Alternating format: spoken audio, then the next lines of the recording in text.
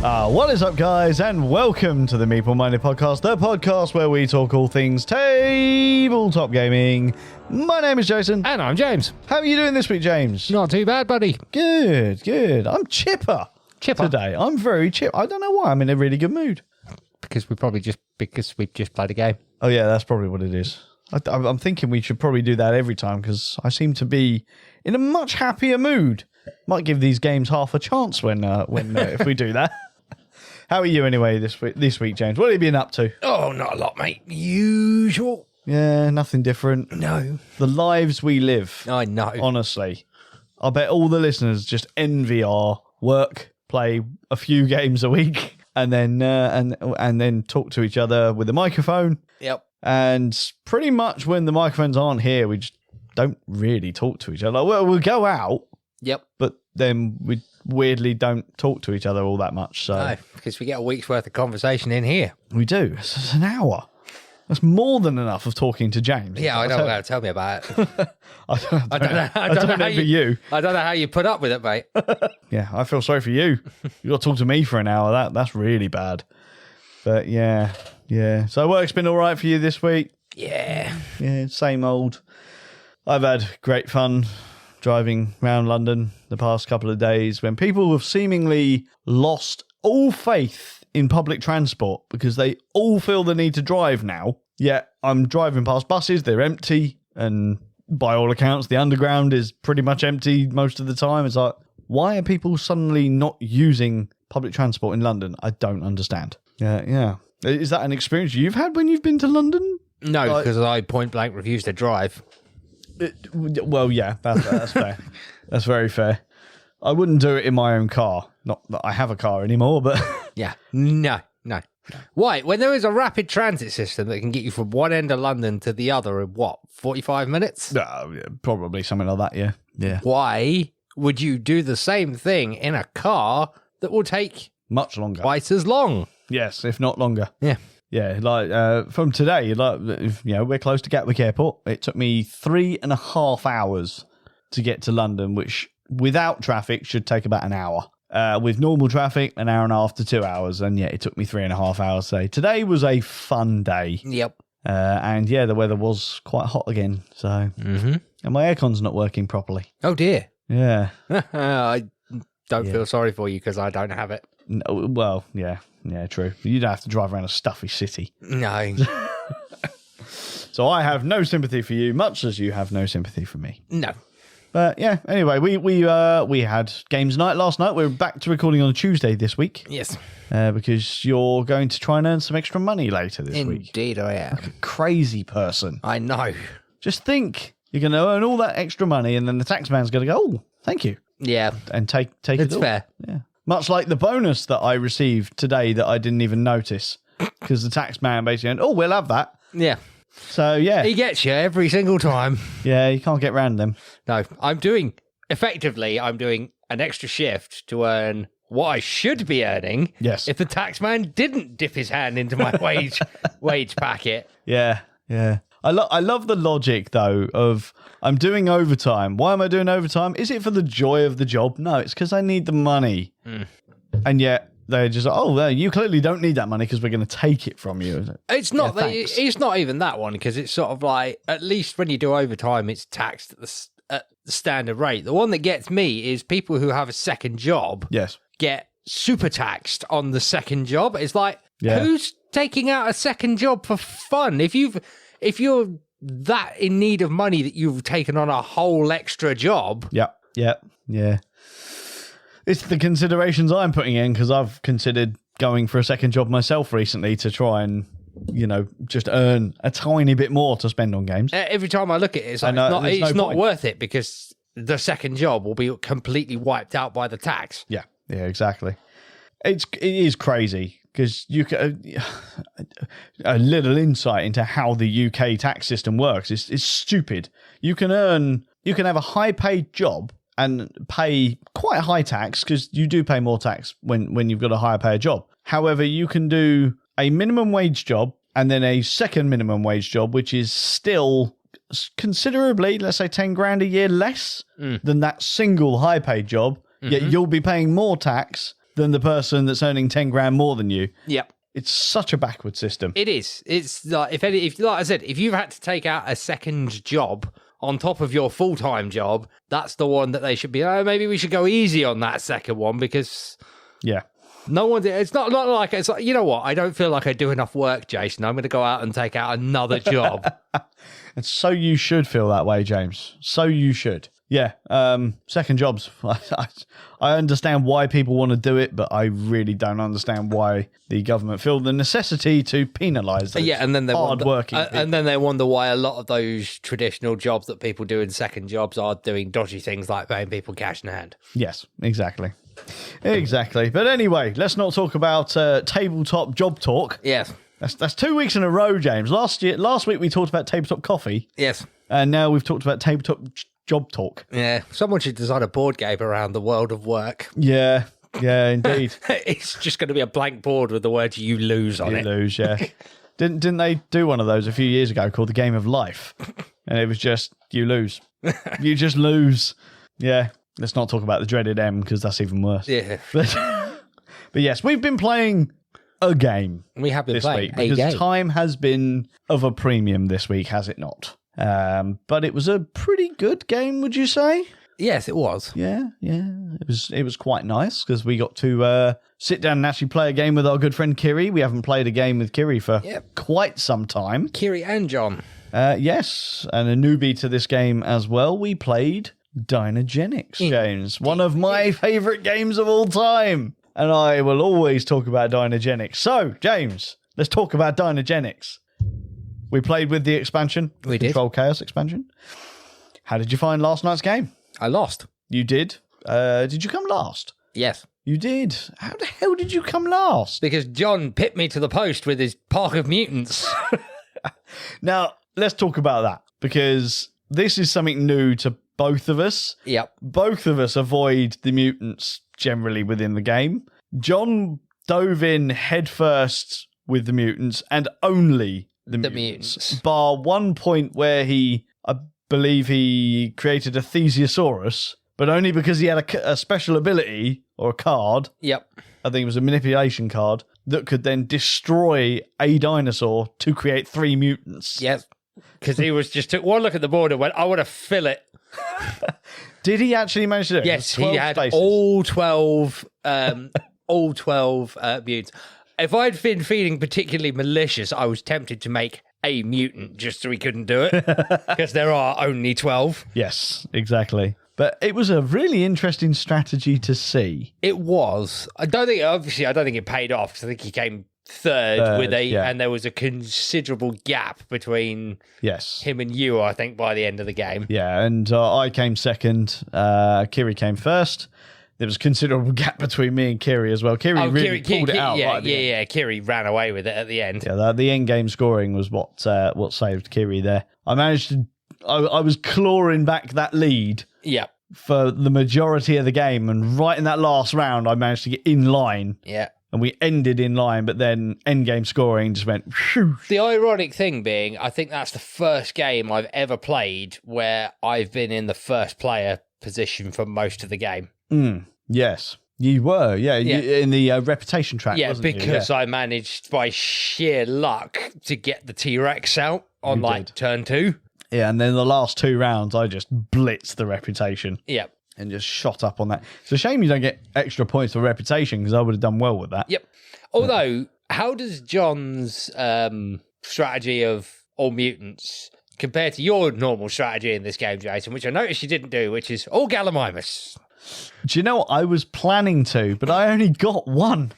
I got 1 in the end. I just wasn't drawing the cards. Yep. Otherwise, I would have been spamming the hell out of the Gallimimus, because they're awesome. And once you've got 1, it's like they only cost 1. Yep. So I was like, I've drawn a Gallimimus. Cool. I'm building it. Oh, I've drawn 3 Gallimimus. Cool. How many workers have I got? Oh, I've got 3. Cool. I'm building one. I'm building one. I'm building one. Oh, look at that. I've got 3 in 1 turn. You know, my reputation's gone through the roof. My points have gone through the roof. It's brilliant. But yeah, it's so dependent on drawing those cards. And the draw just was not with me yesterday. I was drawing like 1 DNA for every dinosaur there was going. The Boneyard had nothing in it that I wanted, and the market. No one was selling either in the game till late in the game, at which point it was useless. But yeah, it was funny because we nearly screwed you over, didn't we, James? You did. You almost did it. Yeah, you built that T-Rex and I was like, oh, we've all got one meeple left. There's 3 spaces on the goat track. Right, let's just cover that. Yeah, we didn't quite manage it because we left you the outsource one. Indeed, so I had to pay 2 for my goats, but it was fine. Yep. The goat farm came out the very next round, and I was just like, right, it's mine. Yeah, because you were high on the reputation. You managed to get it first, and that was it. There was no point in us trying to block you again. Yep. I really wondered what was going to happen when you got the raptor out as well. I was like, oh, he's using a lot of goats every turn now. I probably wouldn't have gone for another carnivore if I didn't have the goat farm. Yeah. It's really helpful if you're going for the old carnivore farm, isn't it? Yeah, really? well, because you're getting that guaranteed 1 every turn, and then you get 3 from actually doing the goat farm, the one on the board.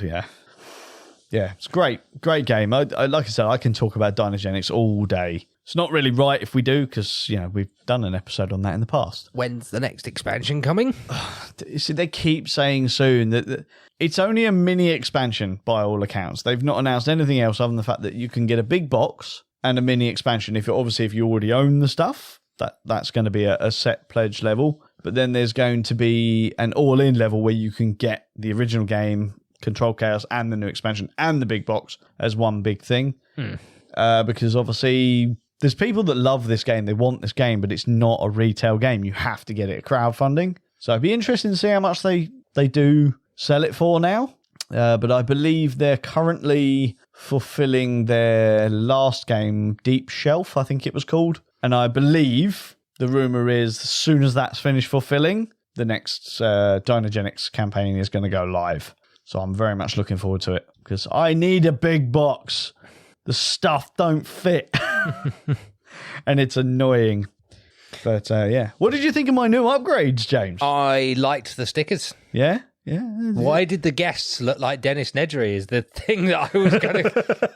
There was a lot of Dennis Nedrys. Do you know what? I don't know. I genuinely don't know. I loved the stickers. They added a little bit of character to the game as well. But yeah, I can't tell you how long that took to put stickers on every dinosaur on both sides of the meeple. Not just one, both sides. All of the human meeples, all of the aquatic stuff as well. Oh, damn. I'll tell you what, that was a night, and I slept well after that. That was a night. Because I did it, again, I made the mistake. I did it all on the same night I did my first Rat box set as well. So, yeah, damn. Dynagenics, James, did you enjoy it? Of course. Yeah. Is it a game you would play again? I think this is a silly question. No, I think I'm done with it. Yeah? Oh, fair enough. I mean, I think I am too. It's just, I might just sell it, to be fair. No. Just no. Don't be getting on to me. I know at least 4 people now have put themselves front of the list should I ever wish to sell it. And I'm like, you're putting yourself on a list that is never going to exist. I will never sell Dynagenics. I love that game. But yeah, that's the only game we played this week, James, bar the one that we played just now, but we're going to be talking about that in about, 30 seconds maybe? Because we didn't play a game this time last year that we can talk about. So shall we dive into the main event of Le Show? Do it. Do it. Do it. Let's do it. Okie dokie, guys. So, for those of you that didn't bother reading the name of this episode, we are going to be talking about Living Forest Kodama. This is the first and only expansion for Living Forest, which the Spiel Des Jahres winning Living Forest, James. Won one of the most coveted awards there is going. Obviously, originally released by Ludonaute, this expansion was released in 2023. It doesn't change the base game player count, however, it does add in a dedicated solo mode. And for the multiplayers among us, it just adds more cards and also the ability to call upon the Kodama spirits in your never-ending fight to protect the forest from the Onibi. that is a rough idea of the purpose of the expansion here, James. But what comes in the box should you buy this expansion?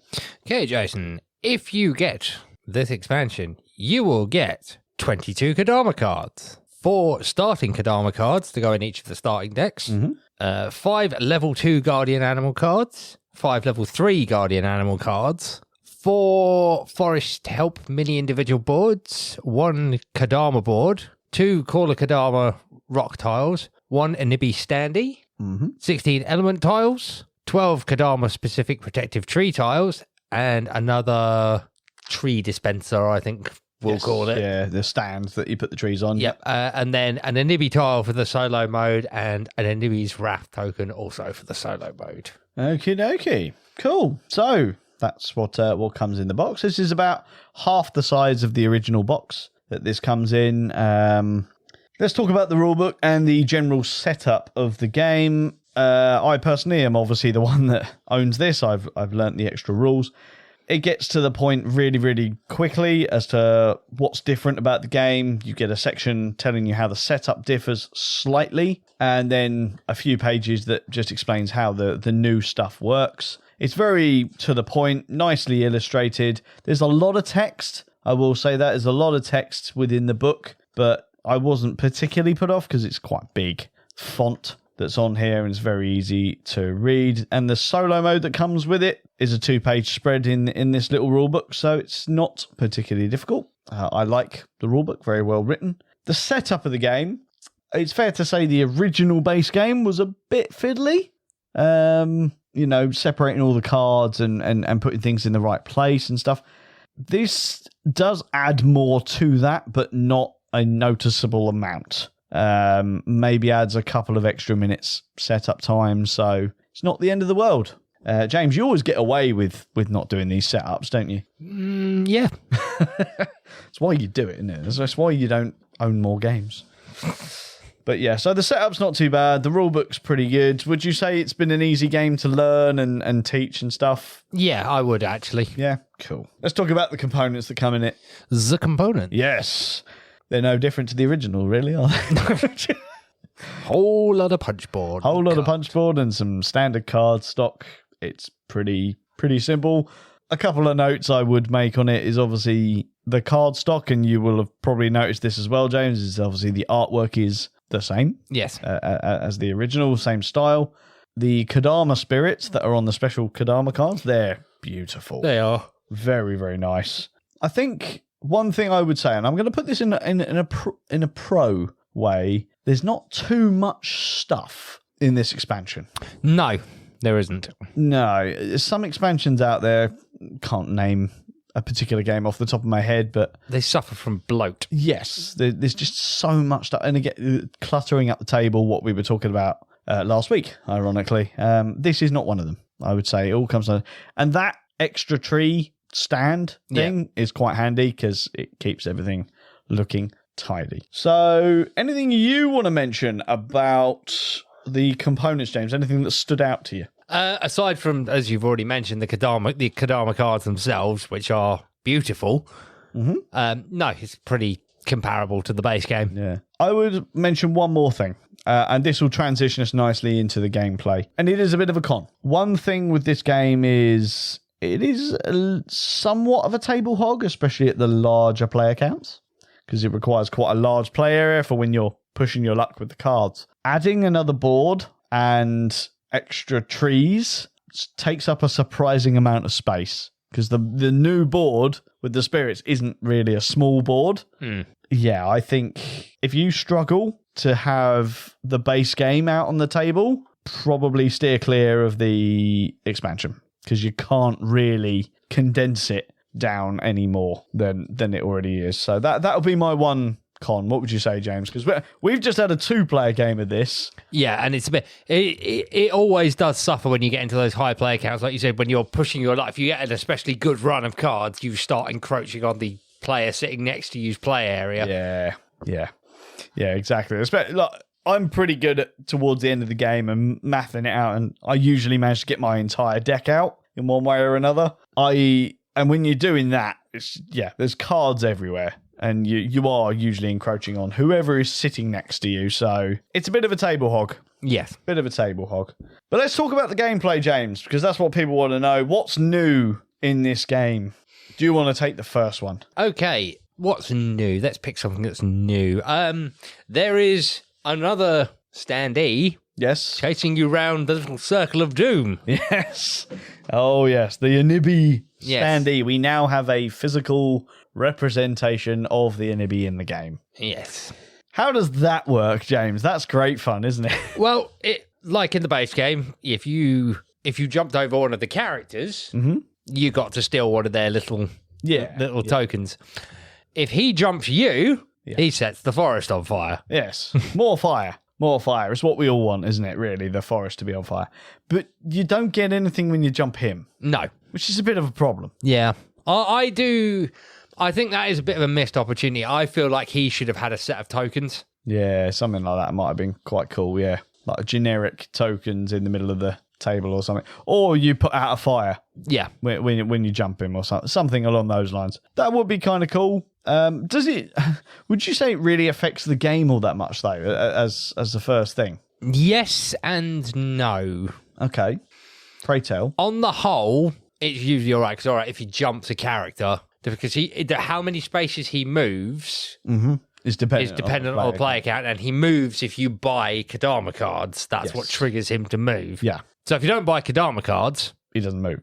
It's not a problem. Yeah. If you do buy Kodama cards, you might not think it's terrible. He had to fire. At least 2 of the games we've played, that has happened at the worst possible moment. Yeah. Yeah, definitely. See, I would say there is an element of issue with it being there, because obviously he's on the Circle of Spirits, and that is where the 2 new pebbles are put, which is your ability to buy the Kodama spirits. Yeah. And, for example, we've just played a 2-player game, James. He spent basically the majority of the game sat on one of those pebbles, which meant we were only able to buy the Kodama spirits from the other one. And yeah, it just didn't work. Yeah. It didn't flow. Well, yeah, because he's effectively locked himself out. Yeah.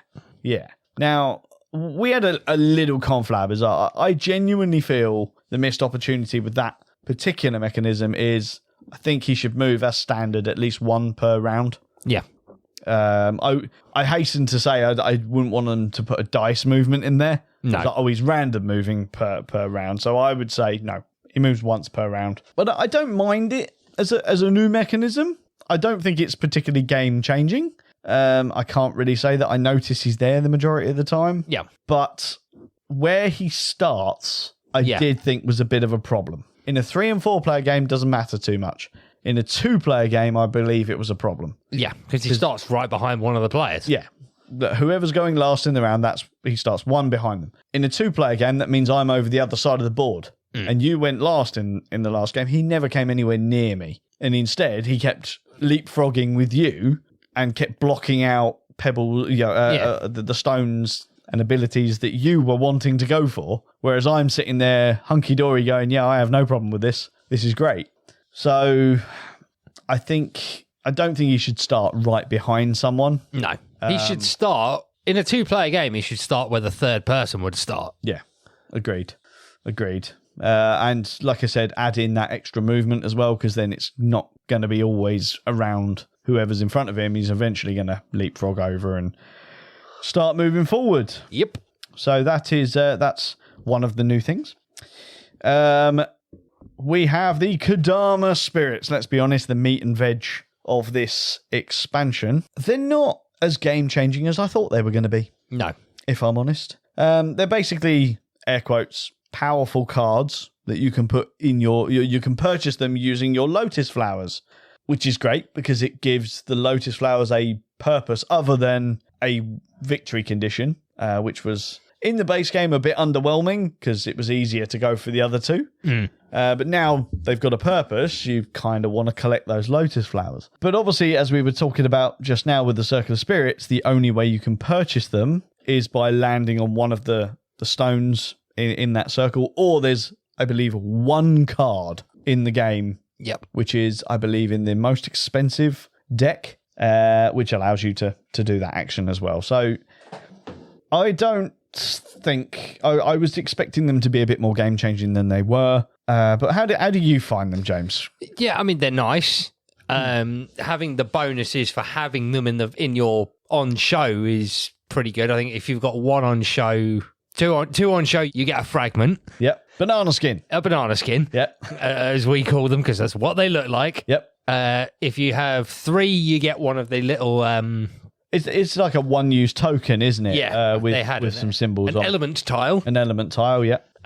Which counts as I think it's two trees, 2 water, or 2 purchase power. Yeah, and then on the other side, there's one lotus and one move, one move or something like that. So it's basically a token to cash in for 1 or 2 extra things. Yep. And if you have 4, what was 4? 4 gives you an extra action, an extra base action. So obviously, if you get 4 Kodama symbols on show, much like same principle with when you're pushing your luck, obviously the Kodama symbols are on the card. If you get X amount of them, you'll get bonuses for them. So they're powerful in that way. But to get 4 of them out to get that extra action, that's tough, man. Yeah. And I don't see that happening in a lower player count game. I think you're talking big player count game towards the end. Yes. And you're not going to get it done early because you can only buy one of them per round. Yeah. I don't understand that. It's like, I don't think they're any more powerful than the mid and top tier in the standard market. And you can buy as many of those as you've got points to spend. But they're expensive. But they are expensive. Yeah. Whereas, the Kodama cards, I believe, are maximum of 3 lotus flowers for the more powerful ones. Again, this was a discussion we had, wasn't it? As I think there needs to be more ways to buy them. Because we find that we struggle to find ways to buy them. Because, like I said, there's only really 2. 2 ways to buy them. And, you don't go through them that quickly. And considering that you get the extra thing of if a pile of them is depleted, that particular victory condition is harder. Yes. So there's 3 piles. One that has lotus flowers, one trees, and 1 fire. If that pile is depleted, you then need 15 of that victory condition to trigger the end of the game. Yep. I think that's, you've just segued on through another new feature of this game, Jason, which is, even with that, the victory condition has gone up by 1. It has. Used to be 12, it is now 13 to win. Unlucky 13 for some. Yes. Yeah. Do you think that was necessary? Is it a change that you welcome? I struggle to see why it was increased by 1. Yeah.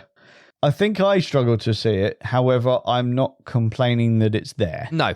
I like the fact that I do like the fact that it's harder. I just can't see the reason why. No. I've not figured it out yet. Unless it's something that maybe they've had in feedback that maybe 12 was a little bit too easy. Yeah. But then they've only upped it by 1. Yeah, exactly. But then added in that extra thing of, if you deplete this deck, it's now 15. But it'll only be that one that's 15. So if we've depleted the fire deck, you need 15 tokens of fire to trigger the end of the game, but you still only need 13 of the other 2. But I don't know if you've ever looked at it this way, James, especially in a larger player count game. If you were to see a player running away with the victory condition for fire, for example, the other players now have another way of potentially slowing that player down or stopping them. Yeah. Because if they can somehow work together and deplete that particular deck, makes it harder for that person to get that victory. Indeed. Yeah, that's something I like. Yes. I do definitely like that. The flip side to that is it's insanely difficult to actually do that. Yes. Yeah. I mean...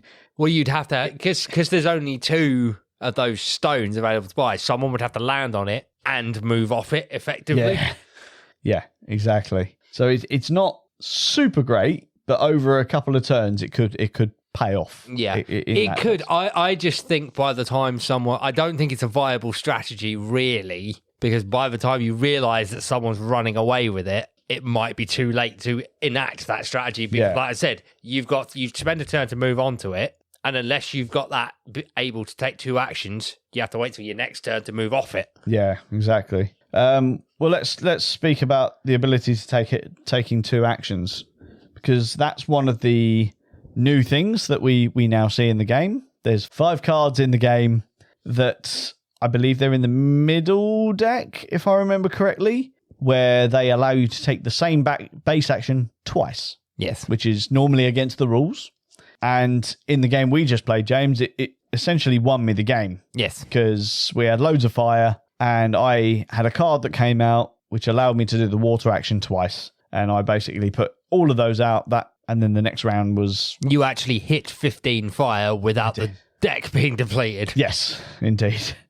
So yeah, it was... They're powerful. Yes. To me, they are definitely game-changing. What about you? Yes. Because you didn't take advantage of those. I didn't, because you nabbed them before I could get to them. That's just true.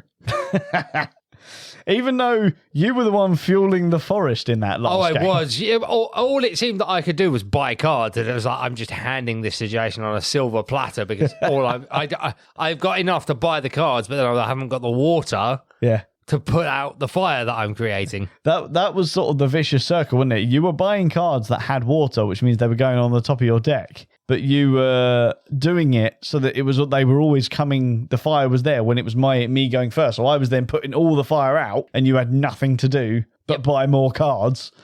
And at that point, because you'd mainly got water, you couldn't buy that many cards, and I wasn't buying cards. So it was an interesting game, was over very quickly. But I mean, that's kind of it, really, for what the expansion gives you. Yeah. The other 5 cards that go into the most expensive deck, that just gives you another action of a type. Yeah. If they come out onto your hand, which is great to be able to get all these extra actions. That's good and very, very powerful. But overall, I have to keep referring to my notes here, because I'm sort of swaying how I feel about the expansion, because I think I was expecting more from it. So I asked myself the question, and I'm going to ask you, James, did this game need the expansion? Because I'm not sure I know the answer to it. I liked the game as it was. I do like the game how it is now, but do you think it really needed this expansion? If I'm completely honest with myself, no. Right. I think that having the expansion is nice. Was it necessary? Absolutely not. The game was absolutely fine without it. It hasn't changed the game in any significant way. Yeah. I thought, to be honest, when they were bringing this expansion out, I really thought it was going to be a case of we're going to make it a little bit more, not heavy, but we're going to give the game a little bit more guts. Yeah. And I don't think it did. No. It's not added all that much. If I set that table up, as I did today, and we were teaching new people that had never played Living Forest at all, do you think they'd even be able to tell that there was an expansion in there? No. Would you want to teach this game with the expansion to someone who hasn't played Living Forest before? I reckon it would add about 5 minutes onto the teach. Yeah. Worth it or I mean, that's the big question, isn't it? Well, it's one of those games now where, because you've got the expansion, I don't see you ever playing the base game again, because like I said, it doesn't add that much more into it. Why would you not just put it out every single time? Yeah, it would have been kind of nice to maybe have had a modular expansion where you could put things in and out to change the game up a bit, and I guess you could kind of homebrew something if you really wanted to. The new trees are nice, but they're only really good if you're gunning for the Kodama spirits. Yeah, I don't think you could modularize it, because the trees are tied to the Kodama cards. Yeah. It is a shame, because everything is based around those Kodama spirits, which is fine, but the Kodama spirits are a bit too difficult to come by to really make worth it. Make it worth it, yeah, because the trees, for example, I think that, again, there's 6 of them if I remember correctly, and every single one of them is symbol times by the amount of Kodama you have showing. Kodama you've got showing, yeah. So early game, they're a bit rubbish. They're useless. The only thing that you could modularize is having Inibi on the Circle of Spirits with the base game, and just say, if he jumps you, fire. Yeah. And you don't really need that in there, really, do you? It doesn't change that much. I I guess if people are buying lots of the Kodama spirits, it's going to change quite a bit because he's going to be constantly moving. But that being said, in the larger player count games, he doesn't move as far. No, he only moves one space. But he's only really ever going to be 2 spaces away from a player in a full 4-player game. Yeah. Yeah. And, I think when we played the 4-player game of this, didn't he, jump 3 people at the same time? Yeah, pretty much. Because that's what normally happens is we bunch up and then he goes, oh, hello, whoop. Yeah, exactly. And then the fire rages. So I want to ask you, James, what are your final thoughts on this game? Because I'm really, really torn. And this is weird because I'm not torn on Living Forest. Now, I know I like Living Forest. I love it. I play it all the time. I don't dislike this game or this expansion. I just don't think it was necessary. No. It's like I said, every time we play this now, I envision playing with the expansion because I don't see why you would play the base game. It's not like we've played it and I've gone, oh, this is terrible. Let's go back to the base game. Yeah. It's still enjoyable. Yeah. It's an unnecessary but welcome expansion. Pretty much. It just adds a tiny bit extra replayability. I think ultimately I agree with you. I think I was just expecting something a little bit more. Yeah. I would have liked to make the game just a tiny bit heavier, I guess. And I mean a tiny bit. That's one of the beauties of this game is it is a lightweight game. I can use this game as an intro game, but a tiny bit more to keep the more experienced gamers happy, keep the game relevant. That is what I was expecting. And I don't think it delivered on that, but I don't dislike it. Definitely. So recommendations, James. I haven't mentioned the price on this yet. Mm-hmm. And that's specifically because I actually wanted to wait until this point. I can't remember exactly what I picked up the base game for Living Forest for. If I remember correctly, I believe it was £25. Now, I believe it still sells for that same amount, at most £30. This expansion is currently selling for £18 to £22. So, is it worth it? How much did you pay for it at Expo? 20. I'm not so sure I'd buy it at that price, having played it. Yeah. Now you probably see why I'm really confused around this expansion, because I don't think it's worth that. However, the cost of production, I have to keep telling myself this, it probably costs them quite a lot to produce it because there are some good quality components here. But gameplay wise, it's not worth it, guys. I wouldn't buy it. No, I really wouldn't buy it. That being said, as James said, I've got it. I'm going to use it because it's good enough to play if you've already got it. Yeah. If you don't already have it, wait. Definitely play it with the expansion if you know someone who's got it. 100% it's worth playing. But value for money buying? Yeah, I don't think it's not there. It's not there. The value isn't there for me, unfortunately. But like I said, I beg you to play it, providing you know someone who's already got it. If you don't, enjoy Living Forest base game, because there's more than enough good stuff going on. I've got to admit, James, I was a bit disappointed. Yeah. I built up this expansion in my mind that it was going to be amazing and it was going to make the game super hot and amazing, and it didn't really. No. Bit of a shame, but this is a horrible trend, I would say, with some expansions, because I find a lot of games release expansions for expansion's sake. Yes. Money. This game sold well, we've released an expansion. Did it need an expansion? Well, no, but people are going to buy it. And the fact that it won the awards was always going to sell this expansion. So, and they stuck Kodama on it. For context, we haven't talked about Kodama because neither me nor James has played any of the Kodama games. So it's a cross-platform thing. That's kind of cool.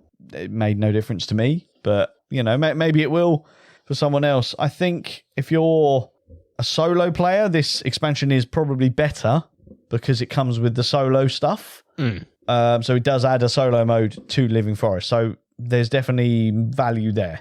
But for multiplayer only, it's not there. Yep. But there you go.